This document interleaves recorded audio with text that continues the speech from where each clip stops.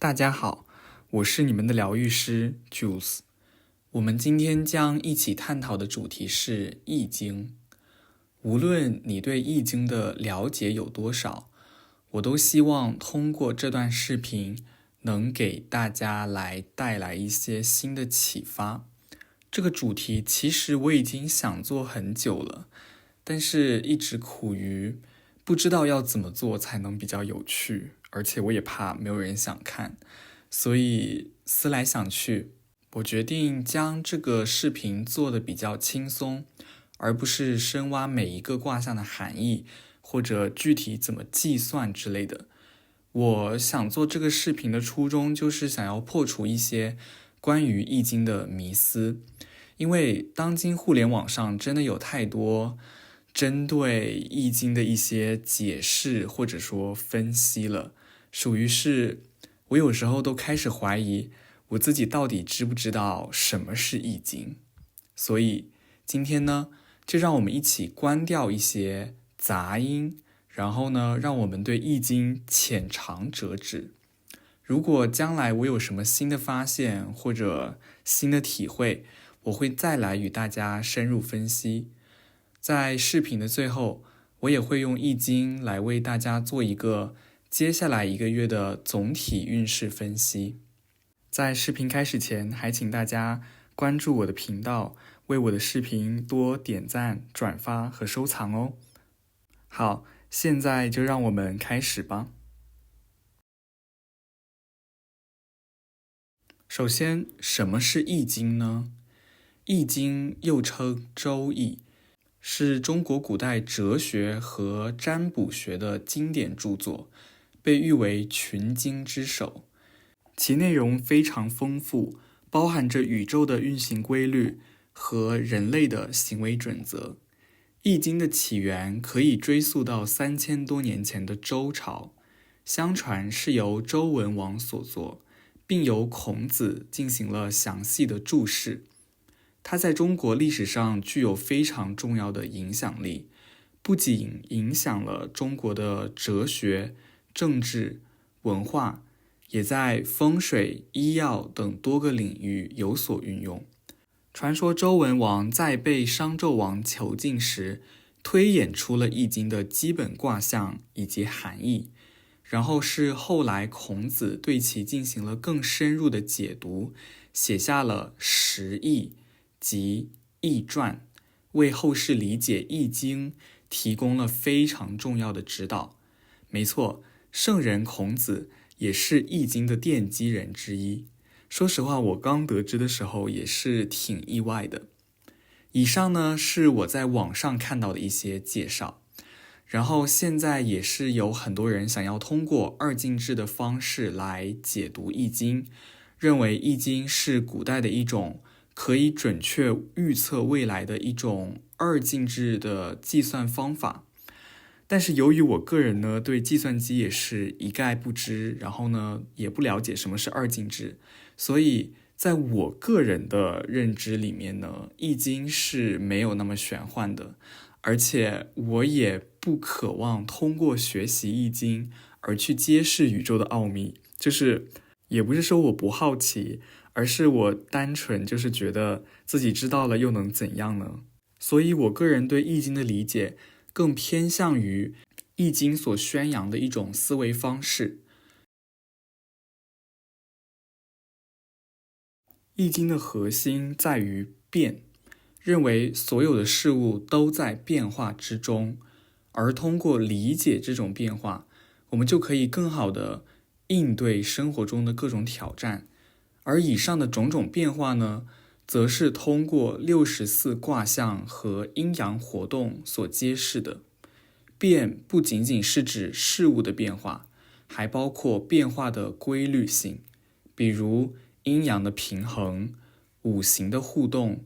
天地人的关系等等。尤其是这里的天地人的关系，因为我个人就非常的追求一个天时地利人和的美好境界，这样。所以理解这些规律可以帮助我们更好的适应环境，做出合理的决策。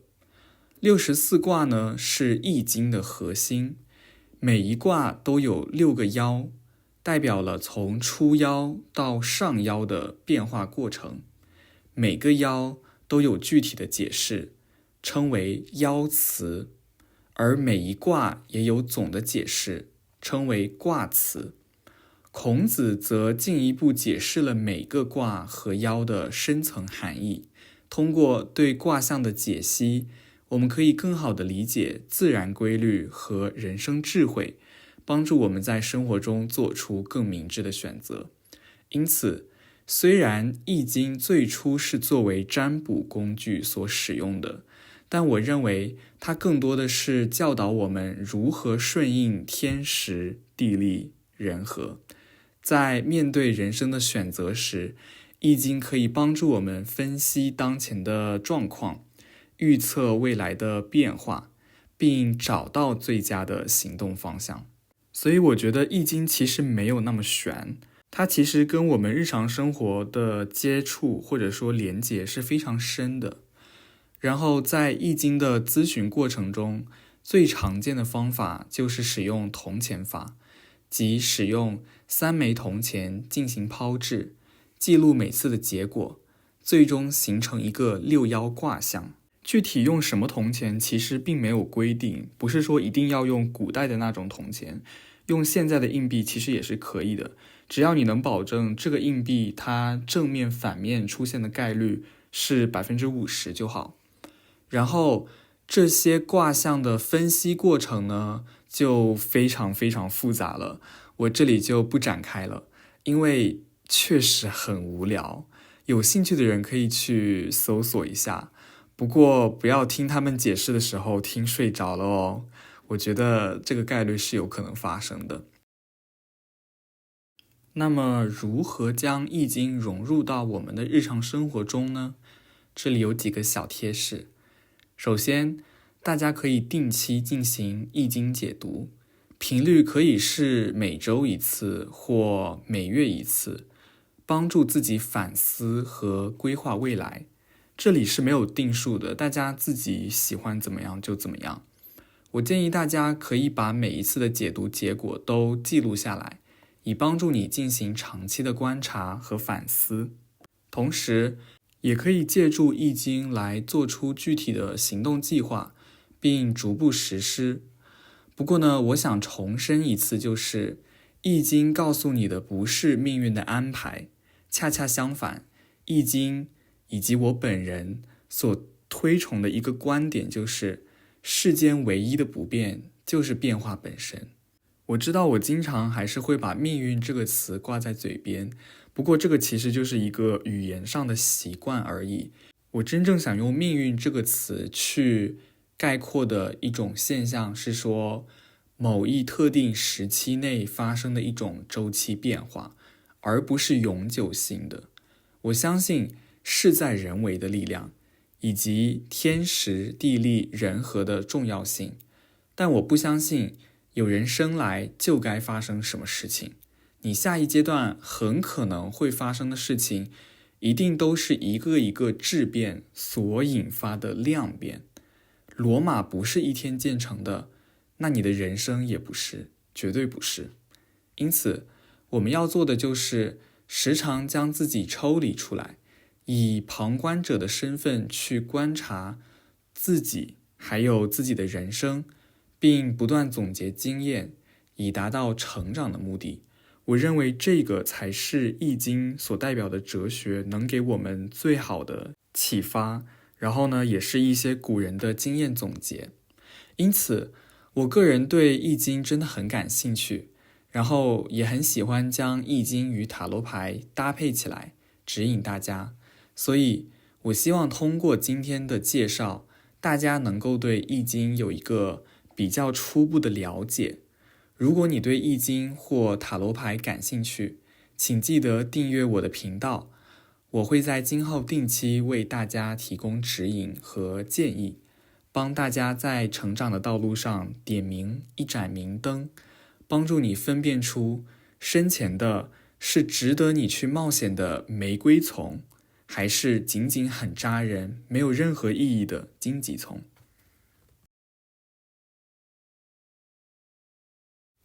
好的，我们已经到了视频的末尾，现在让我们来看看你们都抽到了哪些卦象吧。我给你们准备了4组选择，分别代表着春、夏、秋、冬。你可以根据画面的信息，或者说你对这幅图片的喜爱程度来做出选择，也可以根据你自己对数字或者说对季节的喜爱程度来选择，非常的自由。好的，我在后面等着大家。欢迎第一组的朋友们，你们是选择春天的人，你们抽到的谷卦预示着你们在接下来的1个月中会面对一些隐藏的问题和挑战。这些问题虽然不易被发现，但一旦被你正视并得到解决，就一定会带来非常积极的改变还有进步。就像一棵树在生长过程中可能会遇到一些非常不易被发现的虫害问题，如果能得到及时的发现并得到治疗，那么这棵树就会长得更加茁壮。所以在接下来的1个月里，你们会需要去认真审视一下自己的生活和工作，找出那些潜在的尚未显现的问题。例如在工作中，比如说你们有可能会一直遇到团队中的沟通不畅的问题，然后长期以来都导致效率比较低下，或者说在员工之间、同事之间都存在着一些误解。那么这里就会建议你说，需要通过更积极的沟通以及合作来把这些问题解决掉。然后团队的凝聚力和工作效率在解决了这些不管是误解也好、对立也好、沟通不畅也好，你们接下来的工作效率都会显著提高。不过这里只是一个例子，你们生活应该是有其他不同的事情的。然后在这个过程中，你们很可能会遇到一些心理上的压力和阻力，这个是非常正常的。所以这时候保持冷静和坚定的态度尤为重要。心理学研究表明，面对压力时，采取积极的应对策略，如问题解决和情绪调节，可以非常有效地减少压力带来的负面影响。比如，面对突如其来的项目变更时，团队可以通过开会讨论、重新分配任务、调整工作计划来应对这种变化。所以，通过不断的调整和优化，你们一定可以改善现状，推动事业、学业或者生活的发展。在这个过程中，你们的心灵也会得到升华，就是你们会体会到那种解决问题所带来的成就感和满足感。这种积极的心理体验将进一步激励你们在未来的道路上更加积极进取。同时，这一阶段你们所学到的一些东西，在未来都是可以化作经验去解决未来遇到的一些问题的。OK， 如果你们有任何的问题或者需要进一步的指导，欢迎在公屏或者评论区留言。谢谢大家的观看，祝福你们，我们下次再见。欢迎第2组选择夏天的这组人，你们所抽到的是离卦，预示着在接下来的1个月中，你们将迎来光明和活力的时刻，仿佛置身于温暖的阳光下。不过夏天也确实快要来了，在我录制这个视频的时候。然后从心理学的角度来看，当人们处于积极和光明的环境中时，往往就会表现出更高的工作效率和更强的创造力。因此，你们可以利用这个非常有利的一个时间窗口，来设定一些比较清晰的目标，并保持坚定的信念，来去完成这些目标。比如说，在工作中，你们可以通过明确的任务和分工来提升接下来的团队的协作能力。你们现在如果能够做到在项目开始或者说在中间的时候把任务分配得更加清晰，那你们接下来的半年都能够减少工作上的摩擦，还有能够提升非常多的效率。不过这里只是一个例子，你可以把同样的逻辑就是放到生活的其他方面，比如说学业、家庭生活之类的。与此同时呢，你们接下来这个月在遇到挑战时，要采取比较谨慎的应对策略。就是说，虽然你们的总体运势还不错，但是你们可能要稍微注意一下，身边可能会有小人，所以要稍微谨慎一些。比如在团队的项目中，如果遇到了瓶颈，要尽量通过集思广益的方式来找出新的解决方案，而千万不要单打独斗，或者说忍气吞声。可能你忍气吞声、单打独斗这个局面，就是那个小人想要造成的一个局面，所以千万不要这样，要让大家知道你在经历什么，然后呢，跟大家积极的沟通。总之，接下来一个月对于你们来说是一个充满希望和机遇的时期，只要你们能够保持积极的态度，善用已有的资源，你们一定可以在光明的前景中获得非常显著的成长。如果你有任何问题或需要进一步的指导，欢迎在公屏上或者在评论区留言。谢谢大家的观看，祝福你们，我们下次再聊。第三组选择秋天的这组人，你们抽到的是闲卦，预示着在接下来的一个月中，你们的生活会偏向于一种和平的状态，而且你们个人的吸引力会暴增，我也不知道为什么，但是你们的吸引力会突然之间暴增。所以如果说没有脱单，或者说想要寻求一个贵人的人，在接下来一个月中可以稍微努力一下。总之，这组给我的感觉就是如同秋天的丰收，充满了温暖还有满足。然后从心理学角度来看的话，当我们处在一个非常和谐的环境之中的时候，往往会表现出更高的社交能力，然后呢，会有更强的情感连结的能力，就是说你们的共情能力可能会得到提升。